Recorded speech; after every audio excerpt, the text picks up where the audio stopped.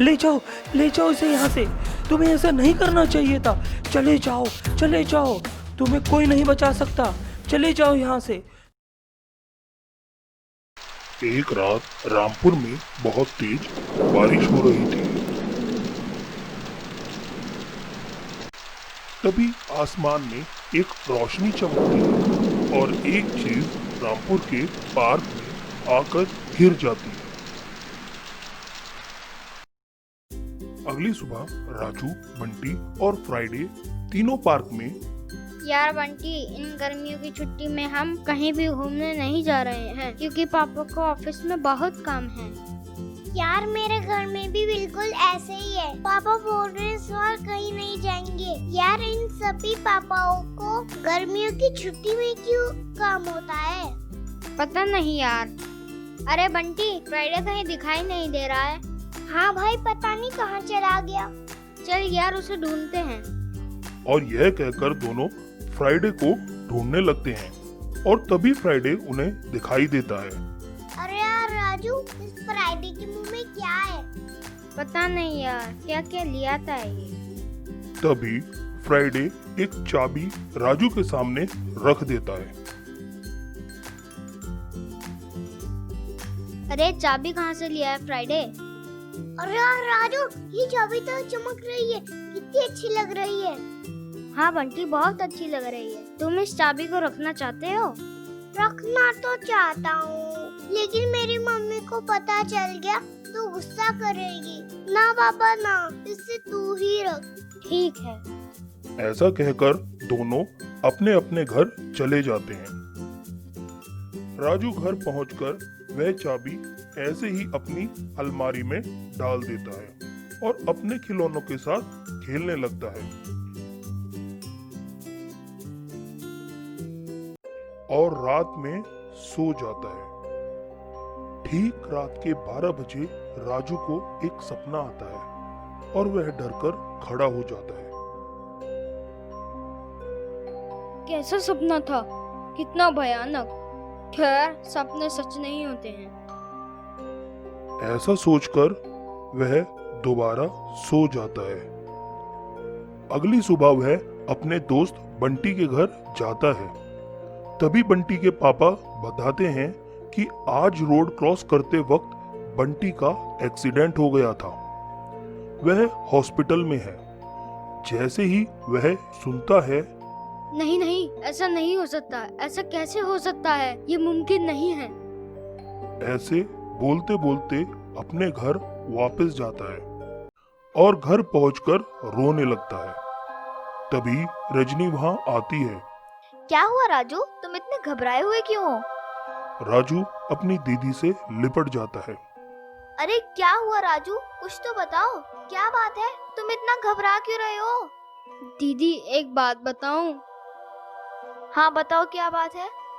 दीदी, मुझे रात को एक बहुत बुरा सपना आया था। सपने में मैंने देखा कि बंटी का रोड पर एक्सीडेंट हो गया है और आज जब मैं बंटी के घर गया तो पता चला कि सच में ही आज रोड पर बंटी का एक्सीडेंट हो गया है। अरे पगले, ये सिर्फ मन का वहम है। ये संयोग की बात है कि तुझे रात में ऐसा सपना आया। ऐसा कभी कभी हो जाता है। ये बता, बंटी कैसा है? उसके पापा ने बताया था कि ज्यादा चोट नहीं आई है और वह ठीक है, कल घर आ जाएगा। और उस रात फिर ठीक रात के 12 बजे राजू को फिर से सपना आता है और वह घबरा जाता है और फिर पूरी रात उसे नींद नहीं आती है। अगली सुबह जब वह अपने बेड पर लेटा हुआ था। राजू, राजू, क्या हुआ दीदी? तुझे पता है कल रात क्या हुआ? क्या हुआ दीदी? क्या हमारे पड़ोसी के घर में चोरी हो गई? हाँ, लेकिन तुझे कैसे पता? तू तो अभी जागा है। क्या तूने रात में किसी को देखा था? नहीं दीदी, वो मेरे मन का वहम नहीं था। मुझे रात में फिर से सपना आया था कि हमारे पड़ोसी के घर में चोरी हो गई है और उन सभी चोरों ने सारा चोरी का सामान कुएं के पास वाले घर में छुपाया है। रजनी को कुछ अजीब सा लगता है कि किसी को सपने में ऐसे कैसे कुछ भी दिखाई दे सकता है, लेकिन फिर भी इस बात को गंभीरता से लेते हुए वो अपने पापा और मम्मी को सारी बात बता देती है। उसके पापा और मम्मी उसकी बातों का विश्वास नहीं करते हैं। अरे बेटा रजनी, राजू रोज रोज नई कहानियां बनाता रहता है, तुम उसकी बातों पर ज्यादा ध्यान मत दिया करो। और तभी उनके घर पर रूटीन पूछताछ के लिए इंस्पेक्टर विजय आता है। शर्मा जी, आपको तो पता ही होगा कि आपके घर के पड़ोस में चोरी हो गई है। हाँ इंस्पेक्टर साहब, आज सुबह ही पता चला, बहुत बुरा हुआ। क्या आपको किसी पर शक है? क्या आपने किसी को इधर उधर घूमते हुए देखा? नहीं इंस्पेक्टर साहब, ऐसा तो कोई नजर में नहीं जिस पर शक किया जा सके। तभी इंस्पेक्टर की नजर रजनी पर जाती है।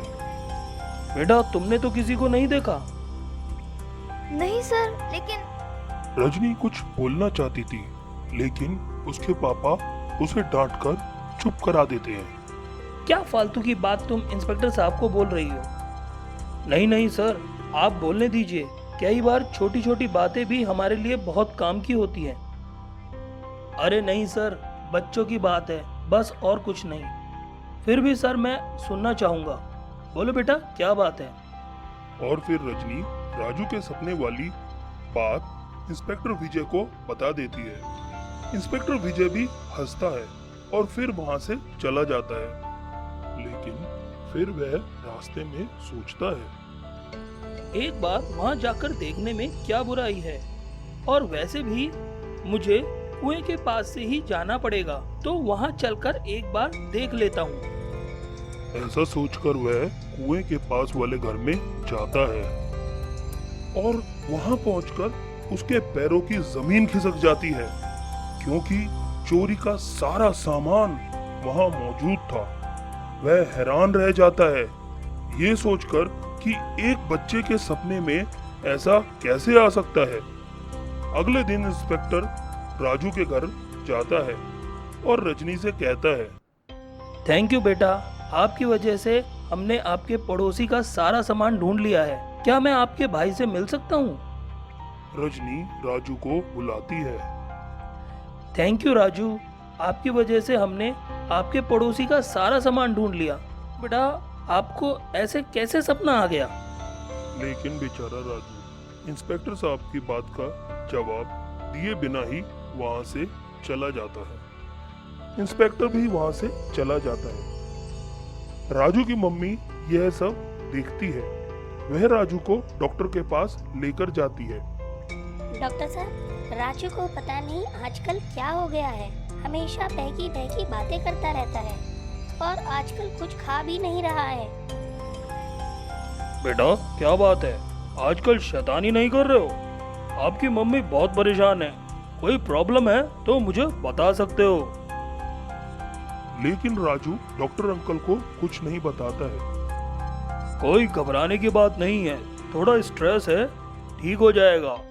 आप इसे ये दवा पिला दीजिएगा। राजू की मम्मी राजू को घर वापस ले आती है और राजू को दवा पिलाती है। उस रात राजू सोता नहीं है। अगली सुबह रजनी, राजू कल रात तो कोई सपना नहीं आया ना? दीदी, मैं रात भर नहीं सोया हूँ। भाई ऐसा कब तक चलेगा? इसके बारे में कुछ तो सोचना पड़ेगा।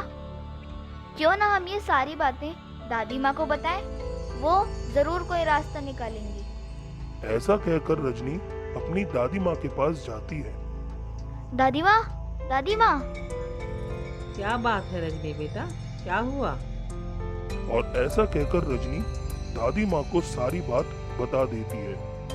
और इसी वजह से राजू कल रात को नहीं सोया है दादी माँ। और ये सब मुझे तुम आज बता रही हो?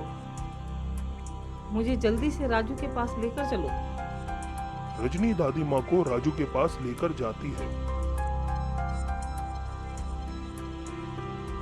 दादी माँ राजू को देखती है और फिर राजू से बोलती है, राजू बेटा एक काम करो, आज तुम दिन में सो जाओ और रात में मत सोना। कल हम गुरुजी के पास चलेंगे। लेकिन दादी माँ, लेकिन वेकिन कुछ नहीं, मैं बैठी हूँ, तुम सो जाओ। और दादी माँ राजू को सुला देती है। काफी देर सोने के बाद राजू जागता है। दादी माँ राजू से पूछती है, राजू बेटा, अब तो कोई सपना नहीं आया ना? नहीं दादी माँ, अब तो कोई सपना नहीं आया। और फिर राजू उस रात भी नहीं सोता। अगली सुबह दादी माँ राजू को लेकर गुरुजी के पास जाती है। राजू बेटा, ये हमारे कुल गुरु हैं। इनके पास बहुत सी शक्तियाँ हैं। ये हमारी जरूर मदद करेंगे। और दादी माँ गुरुजी को सारी बात बता देती है। गुरुजी राजू को अपने पास बुलाते हैं और उसका हाथ पकड़ते हैं और आंखें बंद करके कुछ मंत्र बोलते हैं। तभी गुरुजी घबराकर आंखें खोलते हैं। ले जाओ इसे यहाँ से। तुम्हें ऐसा नहीं करना चाहिए था। चले जाओ। तुम्हें कोई नहीं बचा सकता। चले जाओ यहाँ से। मैं कुछ नहीं कर सकता। जाओ यहाँ से। मैं कहता हूँ जाओ। ऐसा कहते हुए गुरुजी अपनी कुटिया में चले जाते हैं। दादी माँ गुरुजी के पीछे पीछे जाती हैं और कहती हैं, नहीं गुरुजी, ऐसा मत कहिए। कुछ तो उपाय होगा। इसे हुआ क्या है गुरुजी? कृपया करके कुछ तो बताइए। लेकिन गुरुजी कुछ नहीं बोलते हैं। तभी अचानक